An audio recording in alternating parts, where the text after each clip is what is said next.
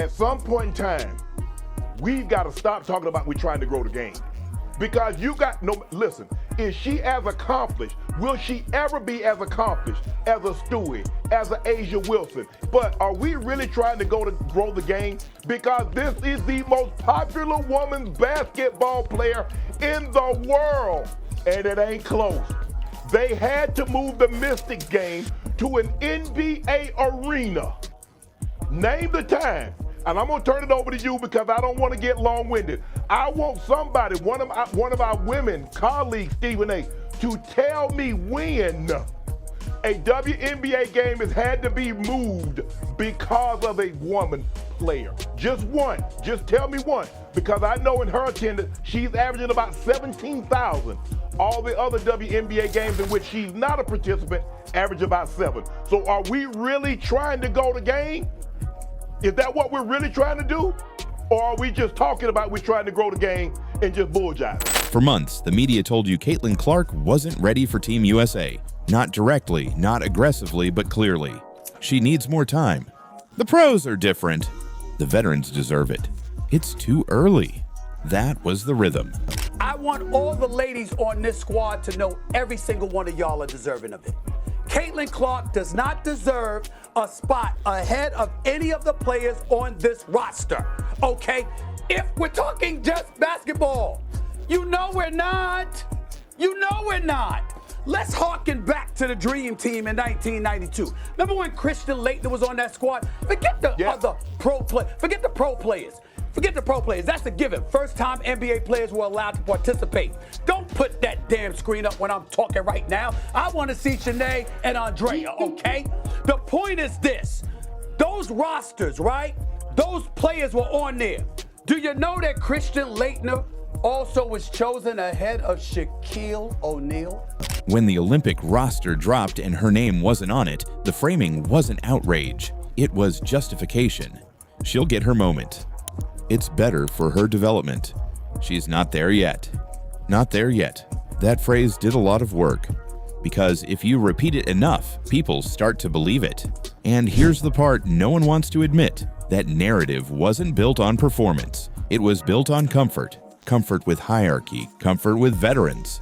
Comfort with how things have always worked. Caitlin Clark disrupts that comfort. She doesn't just score. She bends coverage. She stretches the floor to the logo. She pulls attention in a way the league hasn't seen before.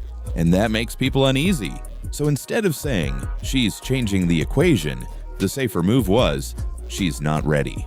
Because you have to imagine we're asking her why she wasn't put on the team. We would probably go to her and say, why was Caitlin put on the team? And if they felt like their only answer was going to be based on marketing, or their best answer or their best reason was based on marketing, not experience, not chemistry with the team, not knowledge of international basketball, not feeling fresh, because there's no way she feels fresh. She's been playing basketball since November with one of the highest usage rates we've ever seen. And her usage is the exact same for the Indiana Fever. So you have to think about when Jim Rosati, if she were to answer that question about Caitlin making the team, what was her answer going to be? It wasn't going to have any grounding in her being able to contribute in chasing gold versus the others. Let's be specific. When she was snubbed from the Olympic team, the immediate media tone wasn't shock. It was reassurance. Analysts explained why it made sense. Former players nodded along. The conversation quickly shifted to protecting chemistry.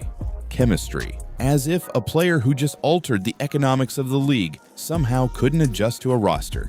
But here's what's interesting. The same outlets that emphasized patience didn't apply that same patience standard to anyone else. No one was saying, let's protect the veterans from pressure. No one was saying, maybe the league needs her sooner rather than later. It was all framed around managing her. And when you frame it that way, you subtly reduce her.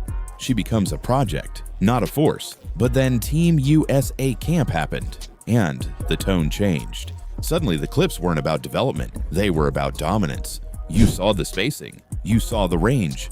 You saw the pace shift when she handled the ball. And more importantly, you saw how defenders reacted. They didn't sag. They didn't test. They respected. That's not ready. That's gravity. Now here's where it gets uncomfortable. Because if she looks that comfortable in a Team USA environment, then what exactly was she not ready for? The speed. She's already sped games up. The pressure? She just carried the highest ratings the league has seen. The moment? She lives in it. So when analysts began softening their language after her debut, it wasn't subtle. You started hearing, "She's proving people wrong. She's adjusting quickly. She belongs." Belongs. Interesting word, because weeks ago, she supposedly didn't. And this is the pattern. First it's doubt, then it's distancing, then it's quiet revision. No apology, no acknowledgement, just a tone shift. And tone shifts matter, because media doesn't just report momentum, it shapes it. When enough people say you're not ready, the narrative sticks. When those same people slowly pivot, the narrative gets rewritten, but they're hoping you won't notice. The real issue was never readiness, it was disruption.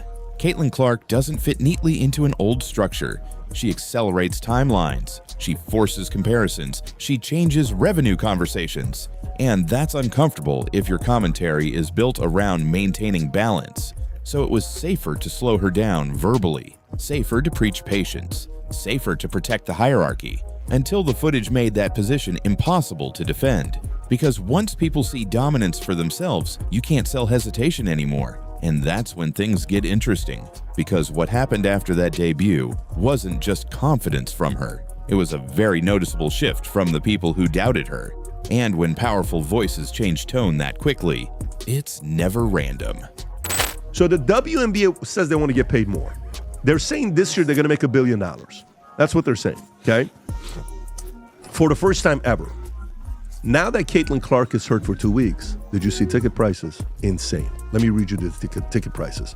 After Caitlin Clark's been hurt for 2 weeks, all right? So let's go through this. Caitlin Clark absence is having an immediate impact beyond the court. According to data shared by Yahoo Sports via TickPick, prices for 2 specific Indiana Fever away games against the Chicago Sky and the Washington Mystics dropped sharply after Clark was sidelined. Before the injury, the lowest ticket available for Fever's matchup in Chicago was $86. For the game in Washington, fans needed at least $41 to get in. After the news of Clark's absence, those get-in prices fell to $25 from $86 and $14 from $41. What the hell is going on with WNBA that they cannot handle all this attention that they're getting, as well as the hate and anger towards Caitlin Clark? Not her game, the commentary. For months, the message was consistent. She needs time. She's still learning. The Olympic decision made sense. Then one performance later, the language softened. Fast. You could hear it in the phrasing. She proved she belongs. She's adjusting quickly. She might have been ready after all. Might have been. That's not analysis. That's backtracking. Let's talk about how subtle this shift was. Before her debut, analysts focused on limitations, defense, experience, physicality, fit. After her debut, those same analysts focused on upside, vision, pace, gravity, composure. The skill set didn't change in 1 week. The visibility did.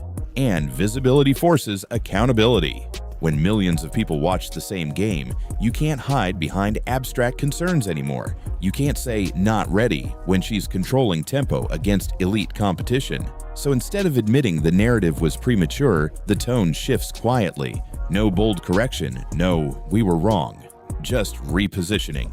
That's what makes it awkward, because the audience remembers.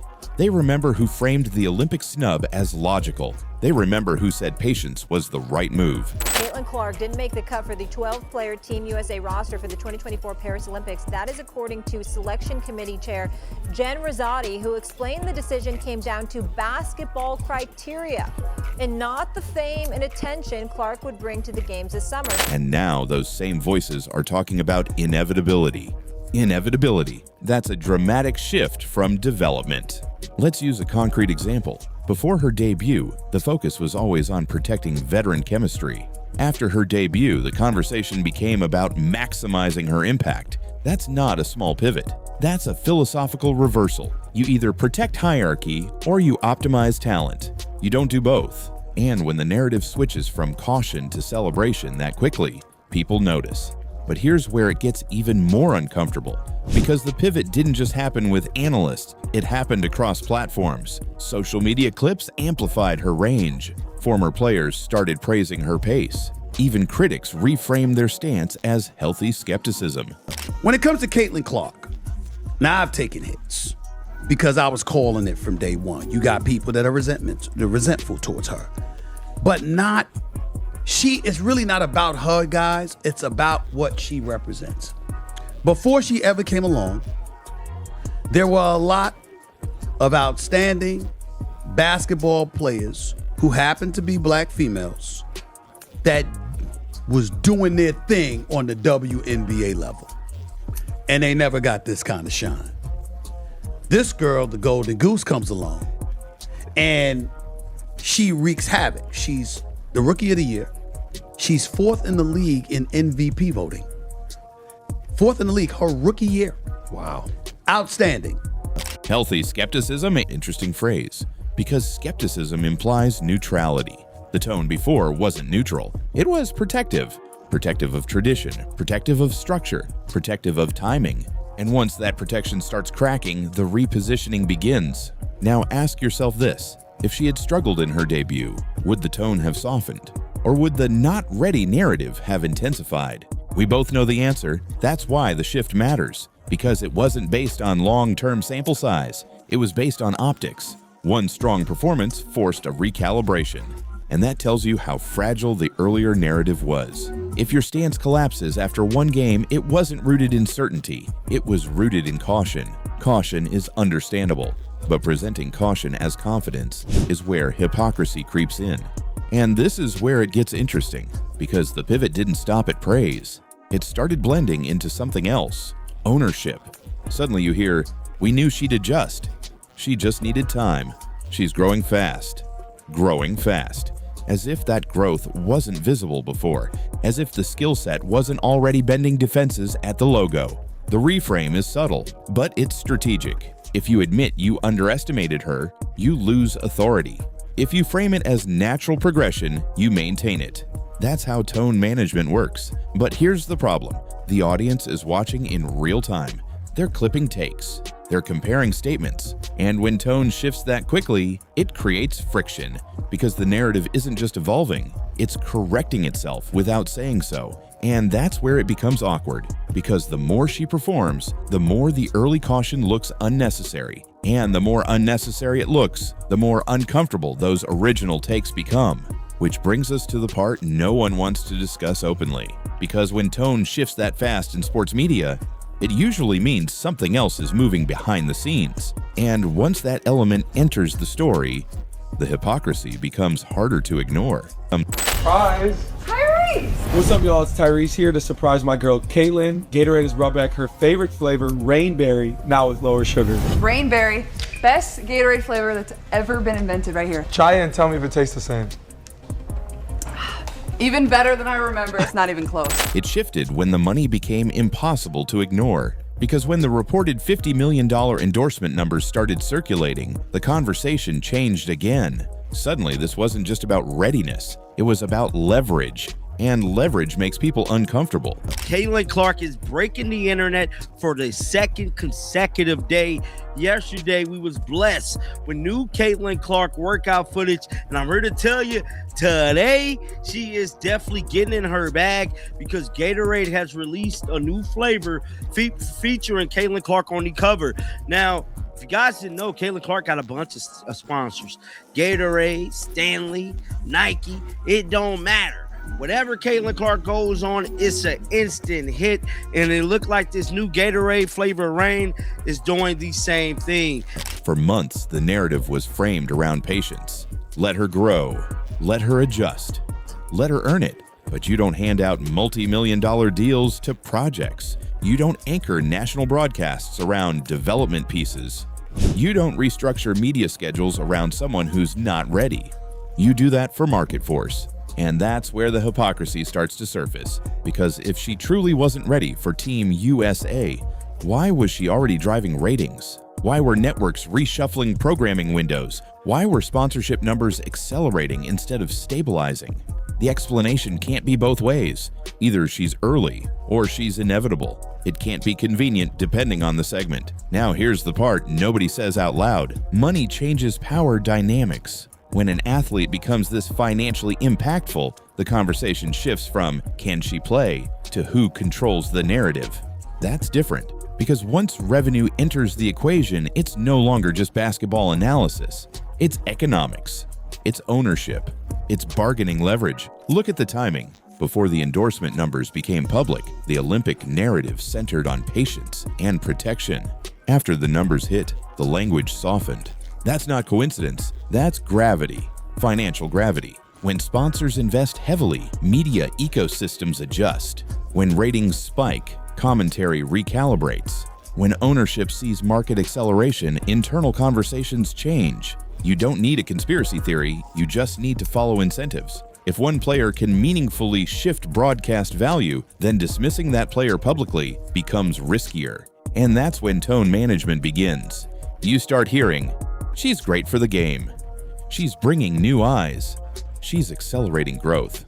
All true, but noticeably different from she's not ready. She's like Steph Curry. She can pull up from anywhere. You understand? She has that kind of capability. Didn't win a national championship. Lost to LSU one year. We lost to South Carolina another year. But she's outstanding and clearly worthy of being the number 1 overall pick. And what I was saying to everybody is ride the wave. Rising tide lifts all boats. The girl is spectacular. It's not like she's not a scrub. She's not only can play, she's a star caliber player who draws this attention. And maybe it's because that fan base that she has and her being a young white lady contributes to it. So what? Benefit from it. And then you have a lot of folks that have come to the defense of numerous WNBA players because they were pointing out like this has been going on before long and people are not hating on her. It's not about hating on her. It's that you feel she is getting a level of attention that you deserved and you warranted long before she ever came along. It's understandable, but it happens. Here's what makes it exposed. The earlier narrative was built around protecting balance, but the market doesn't care about balance. The market rewards attention, and Caitlin Clark commands attention. So when endorsement numbers surged, the idea that she needed to wait her turn started sounding outdated because the revenue didn't wait. The audience didn't wait. The spotlight didn't wait, which raises an uncomfortable question. If the financial impact was already visible, why was the readiness narrative still being pushed? Because readiness is a controllable story, revenue isn't. And when revenue shifts, control starts slipping. That's why the 50 million figure matters, not because of the dollar amount alone, but because of what it represents. Influence. Influence changes how leagues negotiate. Influence changes how networks schedule. Influence changes how analysts frame their takes. You can criticize performance. It's harder to criticize profitability. And that's where the tone becomes even more cautious. Notice how the skepticism becomes softer, less direct, less absolute. Because once someone is economically central, dismissing them carries risk.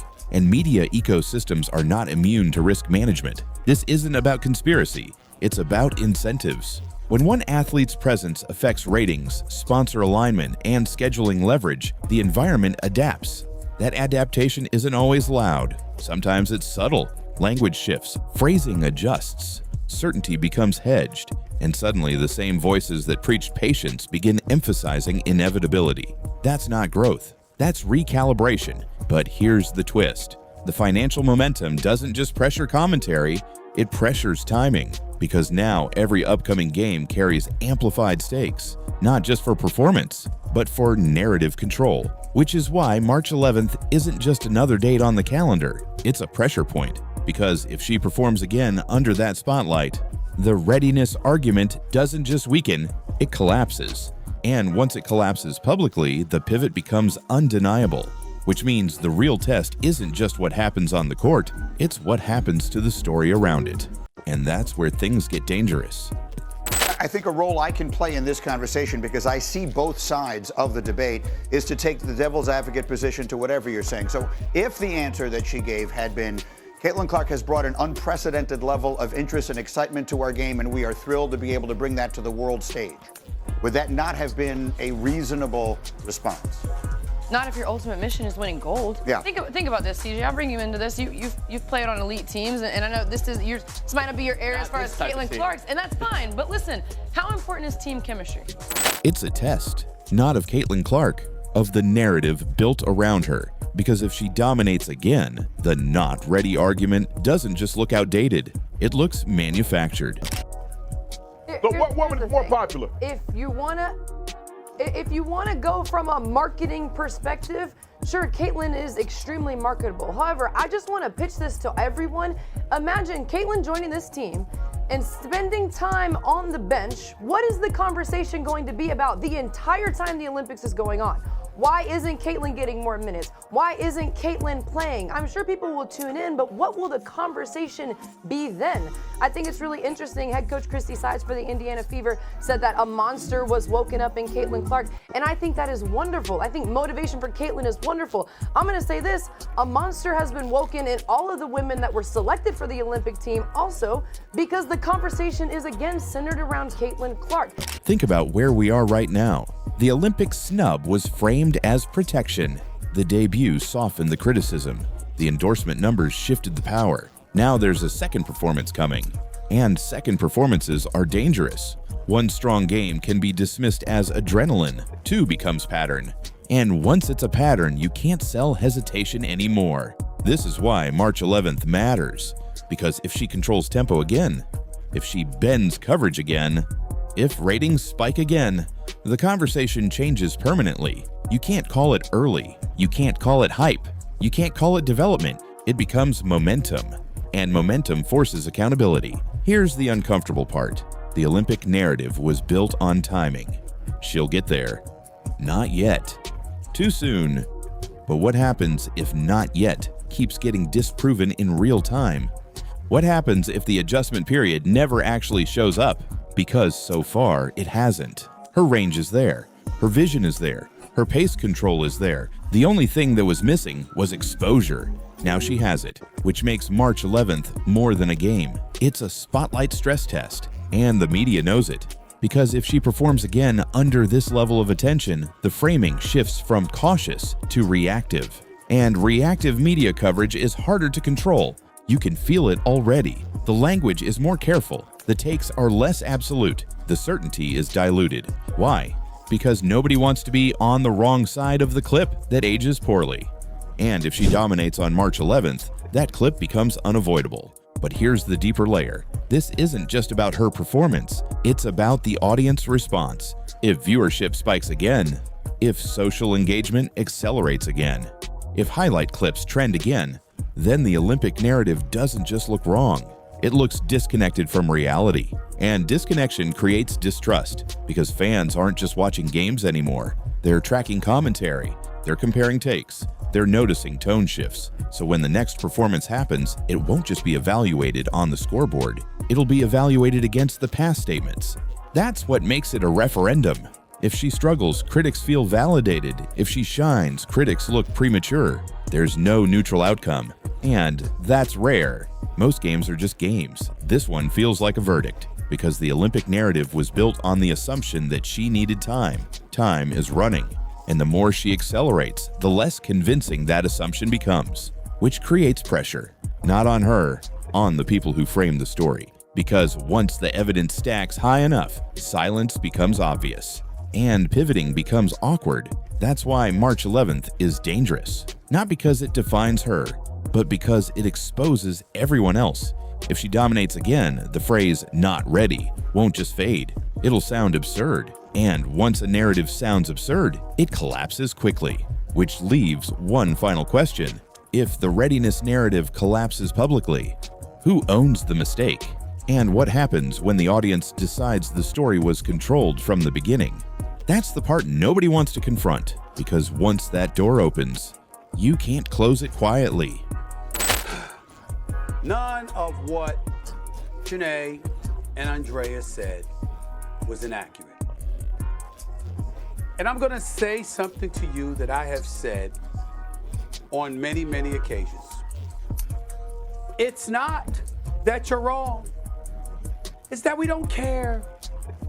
Everything y'all said does not matter. for this particular instance. We don't want to hear anything about Team USA. We know they won 7 straight goals. Put Andrea and Janae up on this screen. I want to look at them this whole segment when I'm talking to them. You just highlighted 7 straight gold medals. Oh my God. We're really worried that they're not going to get an 8th. Oh, we really want. I mean, we got to make sure that spots 1 through 12, every single spot that is picked. I mean, it's got to be, because it's pivotal, Shannon. I don't know if you noticed, Shannon, it's pivotal. I mean, they won 7 straight. They might not get 8. They might not get 8. Stop it. You know good and damn well, with or without Caitlin Clark, they gonna probably win the gold again. That's not what this conversation is about. This is about what I will personally label the idiocy of Team USA women's basketball. How dare you make this decision? It's stupid. If she wasn't ready, then what changed? That's the question no one wants to answer directly, because the skill set didn't suddenly appear. The range wasn't new. The vision wasn't new. The confidence wasn't new. The only thing that changed was the spotlight. And once the spotlight expanded, the narrative had to adjust. But here's the problem. When a narrative shifts without acknowledgement, it doesn't evolve. It rewrites itself. And that's what's happening now. Look at the language. It's no longer, she's too early. Now it's, she developed quickly. She proved people wrong. She matured fast. That's not correction. That's repositioning. Because admitting the initial take was flawed requires ownership. Reframing it as growth preserves authority. And authority is currency in media. No one wants to lose it. But here's what makes this moment different. The clips exist. The commentary exists. The Olympic framing exists. And so does the pivot. You can't erase tone, you can't delete framing, and you definitely can't pretend it never happened when millions of people heard it in real time. You think there weren't players that weren't jealous of Michael Jordan? That didn't resent Michael Jordan? Okay? Ask the Detroit Pistons how they felt about Michael Jordan and how much they enjoyed beating him up before he ultimately captured the championship. Eventually, he got tired of getting his ass kicked. Like literally, they slammed him to the floor, invoking Jordan rules. Exactly. And he got tired of all that, got himself bulkier, bigger, etc. And all of these things happen. The point is, Magic and Bird, Jordan, Kobe came along, there was resentment. I mean, the list goes on and on. It happens. So to me, there's nothing wrong with the resentment that you may feel towards what she represents. It's actually good because it provokes a level of hostility, which elevates the competitive fervor, and y'all go out there and compete, and everybody gets paid. But unfortunately, you almost feel like you have some folks within the WNBA that wishes that would rather not be in a very fruitful position because of their resentment towards her. And they won't admit it, but I've been talking about it for months. This isn't about attacking analysts, it's about accountability. If you build a narrative around not ready and the evidence contradicts it quickly, you have 2 options. Admit you misread it, or quietly move the goalposts. And moving the goalposts is easier, because then the conversation becomes about progress instead of miscalculation. But the audience sees it. They saw the caution. They saw the skepticism. They saw the Olympic justification. And now they're seeing the pivot. And the pivot is happening without a reset. That's why it feels awkward. Because the narrative didn't collapse dramatically. It dissolved quietly. But quiet collapses are still collapses. Here's the deeper issue. The readiness narrative wasn't just about basketball. It was about control. Control of pacing. Control of hierarchy. Control of who gets elevated and when. Caitlin Clark disrupts pacing. She accelerates timelines. She doesn't wait for comfort. And when someone accelerates faster than the system prefers, the instinct is to slow them down verbally. That's not malicious. It's protective. Protective of structure, protective of rhythm, protective of legacy. But once the acceleration proves sustainable, slowing it down becomes impossible. And that's where we are. If she continues performing at this level, if the ratings continue rising, if the sponsorship alignment continues expanding, there's no version of not ready that survives that. At that point, the narrative doesn't just weaken, it evaporates. And when it evaporates, you can't walk it back, because walking it back would require saying, "We got that wrong."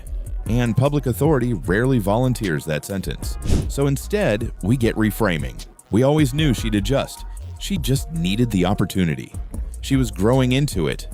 Those lines preserve credibility, but they don't erase the original framing.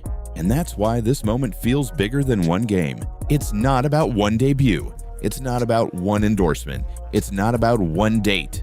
It's about narrative control slipping. Once the audience begins to question the framing, trust recalibrates. And when trust recalibrates, power shifts. That's the part that makes this uncomfortable. Because this isn't just about Caitlin Clark dominating. It's about the realization that the story told about her might not have matched the reality. And once that realization spreads, it doesn't just change the conversation around her, it changes how people listen. And when the audience starts listening differently, the old narratives don't land the same. Which leaves us here. If she wasn't ready, then what changed? The answer isn't her game. It's the story. And once a story collapses in public, you don't get to quietly rebuild it.